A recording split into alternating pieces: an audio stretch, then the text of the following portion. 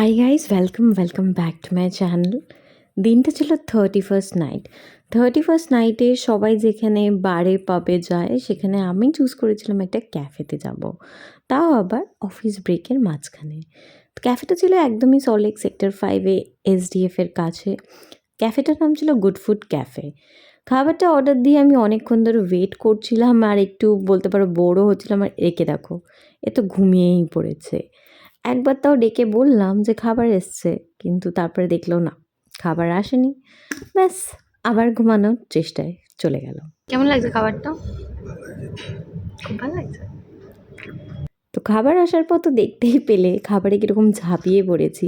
এখানে দুটো খাবারই খুবই ভালো ছিল, fish and chips and buffalo fried chicken wings. Buffalo fried মানে কিন্তু ভেবো না বাফেলোকে ফ্রাই করে দিয়েছে, এটা একটা নর্মাল চিকেন উইংস। খাবারটা কিন্তু দারুণ টেস্টি ছিল, আমার তো বেশ ভালো লেগেছিলো। এবং দেখো কীরকম আমি হ্যাংলার মতো এখানে হাঁ করে বসে আছি খাওয়ার জন্য। তো তোমরাও কিন্তু এখানে আসতে পারো এবং সাবস্ক্রাইব করে নাও আমার চ্যানেলটাকে। আজকের মতো টাটা।